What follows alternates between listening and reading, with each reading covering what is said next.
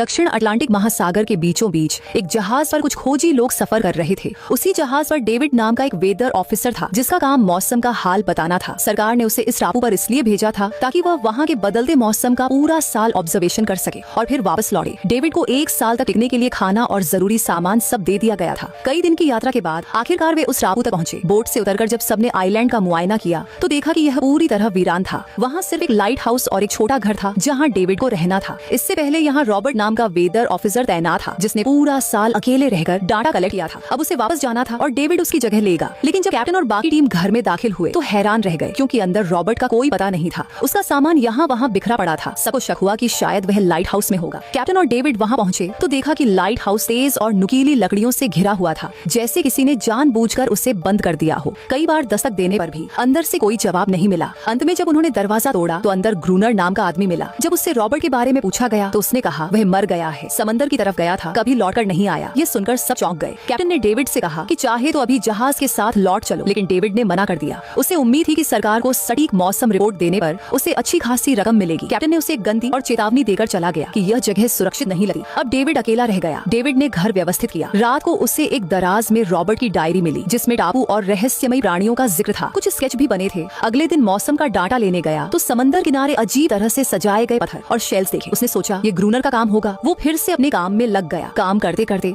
उसने दूरबीन से लाइट हाउस की ओर देखा तो पाया कि ग्रूनर के साथ एक और आदमी खड़ा है, लेकिन पलक झपकते ही वो नजर से ओझल हो गया। डेविड ने दोबारा ध्यान से देखने की कोशिश की मगर अब वहाँ कुछ भी नहीं था। उसे लगा शायद यह उसका भ्रम है। रात को डेविड अपने काम में व्यस्त था कि अचानक दरवाजे पर दस्तक हुई। उसे लगा शायद ग्रूनर आया होगा। उसने आवाज देकर पुकारा लेकिन कोई जवाब नहीं मिला। हाथ में लैंप लेकर जैसे ही वो दरवाजे की तरफ बढ़ा, अचानक उसके कानों में कुछ अजीब सी आवाजें गूंजने लगी जो इंसान की बिल्कुल भी नहीं थी। तभी उसने देखा कि गेट के नीचे से किसी अजीब से जीव का हाथ अंदर घुसने की कोशिश कर रहा है। वो हाथ इंसान का नहीं था। ये देखकर डेविड के होश उड़ गए। वह तुरंत बेसमेंट की ओर भागा और वहाँ छिप गया। कुछ देर बाद वो रहस्यमयी जीव घर के अंदर घुस आया और छुप छुप कर डेविड को ढूंढने लगा। डेविड बेसमेंट की एक छोटी दरार से उसे देख रहा था मगर उसकी हलचल से क्रिएचर ने उसे देख लिया और तेजी से उसकी ओर झपटा। वो दरार से उसे पकड़ने की कोशिश करने लगा। डेविड ने जान बचाने के लिए तुरंत चाकू उठाया और उसकी आंख में घोंप दिया। क्रिएचर जोर से चीखते हुए भाग गया। डेविड को अब यकीन हो गया कि डायरी में लिखी बातें सच थीं। डर से वो पूरी रात जागा रहा।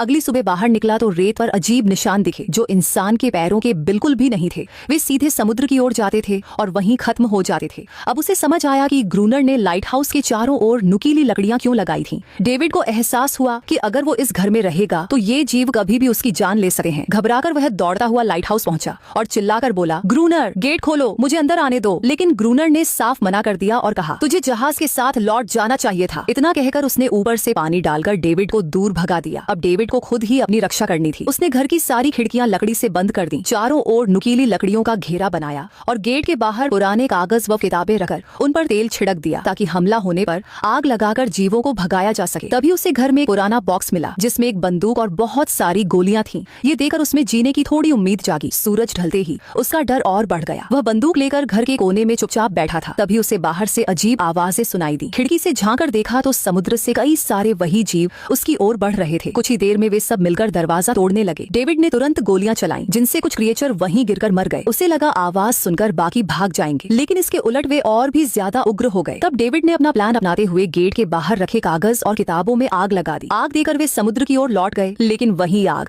धीरे धीरे उसके घर तक फैल गई। लकड़ी का बना घर जलने लगा। डेविड ने तुरंत खुद को चादर में लपेटा और बाहर निकलकर लाइट हाउस के पास एक बड़े पत्थर के पीछे छिप गया। गोलियां चलाने के दौरान उसके हाथ में गहरी चोट भी लग गई थी। तभी अचानक तेज बारिश शुरू हुई और आग धीरे धीरे बुझ गई, लेकिन सुबह तक उसका घर पूरी तरह जलकर राख हो चुका था। अब उसके पास सिर्फ एक ही रास्ता था, लाइट हाउस में पनाह लेना। वह अपनी राइफल लेकर पत्थरों के बीच छुप गया और ग्रूनर का इंतजार करने लगा। जब ग्रूनर पानी भरने बाहर आया तो डेविड धीरे धीरे उसके पीछे चल पड़ा। तभी अचानक एक अजीब क्रिएचर ने डेविड पर हमला कर दिया। किसी तरह उसने उसे काबू में कर लिया। डेविड उसे मारने ही वाला था कि ग्रूनर ने रोक दिया और कहा, रुको, यह मेरा पालतू है। डेविड ने गोली नहीं चलाई और तुरंत शर्त रख दी, अगर इसे जिंदा रखना है तो मुझे लाइट हाउस में रहने दो, वरना मैं इसे मार दूंगा। मजबूरी में ग्रूनर मान गया क्योंकि डेविड के पास ढेर सारा खाना और गन पाउडर था। फिर डेविड और ग्रूनर ने मिलकर सारे सामान को लाइट हाउस में शिफ्ट किया। लाइट हाउस में जाते ही डेविड तक सो गया। क्रिएचर डेविड का हाथ चाट रहा था। जब डेविड नींद से जागा तो उसने देखा कि इस क्रिएचर के चाटने की वजह से उसका हाथ पूरी तरह ठीक हो चुका है। ये देखकर डेविड दंग रह गया। अब डेविड ग्रूनर से इस क्रिएचर के बारे में और जानना चाहता था और फिर यह सब दुनिया के सामने लाना चाहता था क्योंकि यह किसी चमत्कार शिकार से कम नहीं था। डेविड ने सोचा कि अगर इस क्रिएचर का रहस्य सामने लाया जाए तो वह और क्रोनर दोनों नाम और दौलत कमा सकते हैं। लेकिन क्रोनर को इस सब में कोई दिलचस्पी नहीं थी। वह इस आइलैंड से कहीं नहीं जाना चाहता था। इस दुनिया में उसका कोई नहीं बचा था और उसके लिए यह आइलैंड ही उसका साम्राज्य था। वह खुद को यहाँ का राजा समझता था। इसी वजह से उसने आइलैंड के कई हिस्सों में लिख दिया था, क्रोनर यहाँ का बादशाह है। लेकिन डेविड यह समझ नहीं पा रहा था कि यह अजीब सा क्रिएचर आखिर क्रोनर की बात क्यों मानता है। तब क्रोनर ने बताया कि एक बार उसने उसकी जान बचाई थी। वह गलती से उसके फिशिंग नेट में फंस गई थी। उस वक्त वह छोटी थी और तभी से उसके साथ रह रही है। उसकी हर बात मानने लगी। लेकिन क्रोनर सख्त मिजाज इंसान था। वह इस क्रिएचर के साथ बेहद बुरा बर्ताव करता था। हर दिन वह इसे अपनी हवस का शिकार बनाता था। एक बार इस क्रिएचर ने उस पर हमला भी किया था और बदले में क्रोनर ने उससे इतनी भयानक सजा दी कि उसके बाद से उसने खुद को क्रोनर की गुलाम मान लिया। क्रोनर ने यह भी बताया कि हर रात समुद्र से क्रिएचर्स बाहर इसलिए आते हैं ताकि अपनी साथी को छुड़ाकर ले जा सके। लेकिन क्रोनर ऐसा होने नहीं देता। वे दिन में हमला नहीं कर सके क्योंकि सूरज की रोशनी उनकी त्वचा जला देती है। डेविड अब यहाँ और नहीं रहना चाहता था। वह किसी भी तरह आइलैंड से भाग निकलना चाहता था। तभी शाम हुई और क्रोनर ने कहा, गन लेकर तैयार हो जाओ, क्रिएचर्स किसी भी वक्त हमला कर सकते हैं। दोनों लाइट हाउस की लाइट ऑन करने के लिए तैयार हुए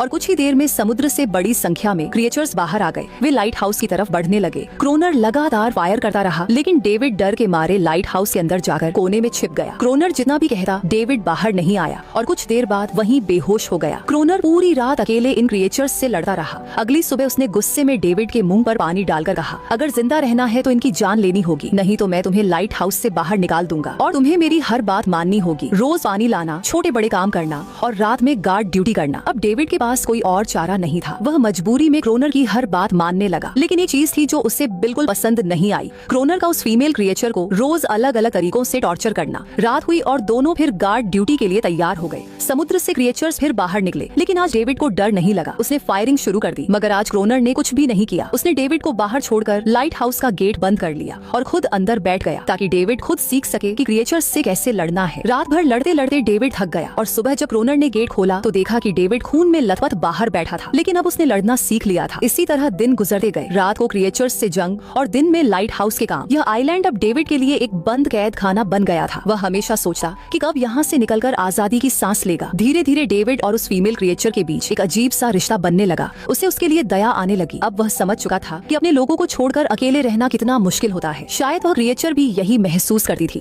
डेविड ने उसे एक नाम भी दे दिया, अनारियस। दिन गुजरते रहे और फिर एक दिन उन्होंने देखा कि क्रिएचर्स के हमले धीरे धीरे कम होते जा रहे हैं। डेविड सोच रहा था शायद वे प्राणी सर्दियों में कहीं और चले गए हों या फिर उन्हें यह समझ आ गया हो कि इन दोनों से लड़कर कुछ हासिल नहीं होगा। लेकिन क्रोनर ने तुरंत कहा कि ऐसा बिल्कुल नहीं है। वह यकीन से कह रहा था कि वे जरूर वापस आएंगे और इस बार बड़ी संख्या में आएंगे। कुछ दिन ऐसे ही बेचैनी में बीत गए। एक रात डिनर के बाद डेविड और क्रोनर शतरंज खेलने बैठ गए। खेल में दोनों इतने डूब गए कि उन्होंने लाइट हाउस की रोशनी जलाना ही भूल गए। अंधेरे का फायदा उठाकर प्राणियों ने हमला कर दिया। डेविड ने देखा कि उनकी संख्या इतनी ज्यादा थी कि दोनों मिलकर भी उन्हें देर तक रोक नहीं सकते थे। गोलियां भी लगभग खत्म हो चुकी थी और कोई प्लान भी नहीं था। दोनों किसी तरह बचते बचाते लाइट हाउस की छोटी तक पहुंचे। लेकिन इस दौरान क्रोनर के पैर में गहरी चोट लग गई। हालत ऐसी थी कि दोनों को लगा अब मौत पक्की है। लेकिन तभी सूरज निकल आया। जैसे ही पहली किरणें समंदर पर पड़ी सभी प्राणी वापस समुद्र में लौट गए। सुबह होते ही एनरियस ने क्रोनर के घाव को ठीक करने की कोशिश की मगर डेविड को अब यह साफ हो गया था कि इस लड़ाई को जीतना नामुमकिन है। खाना भी कम बचा था और गोलियां खत्म होने वाली थी।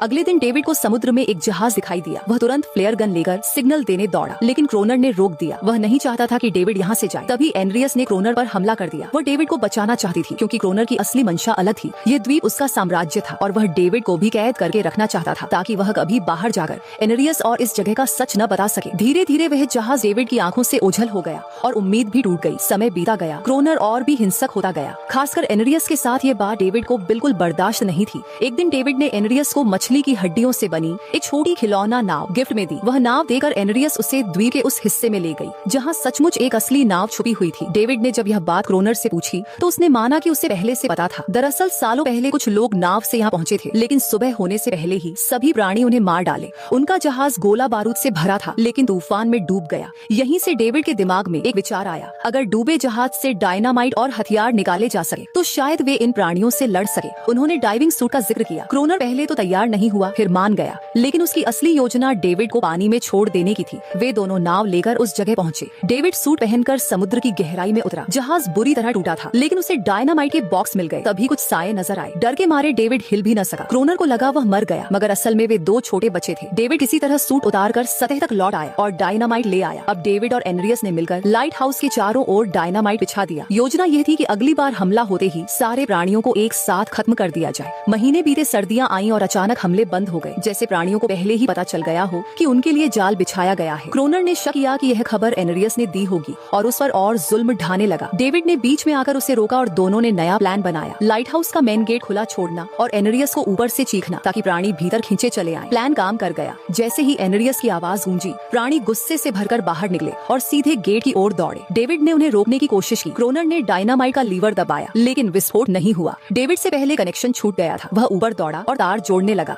जबकि क्रोनर प्राणियों को रोक रहा था। जैसे ही तार जुड़ा, पहला धमाका हुआ और कई प्राणी खत्म हो गए, मगर अभी भी कई बाकी थे। क्रोनर ने दूसरा लेयर भी ब्लास्ट कर दिया और जबरदस्त धमाके से दोनों बेहोश हो गए। सुबह जब होश आया तो चारों ओर मरे हुए प्राणियों के शव बिखरे थे। एनरियस गायब थी। क्रोनर बचे हुए जख्मी प्राणियों को मार रहा था। तभी डेविड की नजर एक तड़पते प्राणी पर पड़ी, जिसके गले में एक नेकलेस लगा था। उस पर डेविड को एहसास हुआ कि वे इंसानों की तरह ही थे। परिवार, बच्चे, रिश्ते बस बोल नहीं सकते थे। यह सब एक गलतफहमी थी, लेकिन क्रोनर के लिए यह सब बेकार था। प्राणी कभी वापस नहीं आए, मगर हर रात समुद्र से रोने की आवाजें आती रहीं। डेविड जान गया कि उन्होंने कितनी जिंदगियां उजाड़ दी। एक सुबह उसने किनारे पर उन छोटे बच्चों को देखा जिन्होंने अपने परिवार खो दिए थे। उसने पत्थरों का एक घेरा बनाया और उसमें वह खिलौना नाव रख दी, उम्मीद करते हुए कि एनरियस लौट आएगी, लेकिन वह कभी नहीं आई। कुछ दिनों बाद डेविड को क्रोनर की पुरानी चीजों में एक फोटो मिला। वही औरत जिसकी तस्वीर उसने ऑफिसर रॉबर्ट की डायरी में देखी थी। असल में वह क्रोनर की पत्नी थी और फोटो में क्रोनर उसके साथ खड़ा था। यही सच सामने आया। क्रोनर और कोई नहीं, बल्कि वही वेदर ऑफिसर रॉबर्ट था। वह मरा नहीं था, बस अपनी पहचान बदल चुका था। उसने यह द्वीप कभी छोड़ने का इरादा ही नहीं किया। यह सब देखकर डेविड ने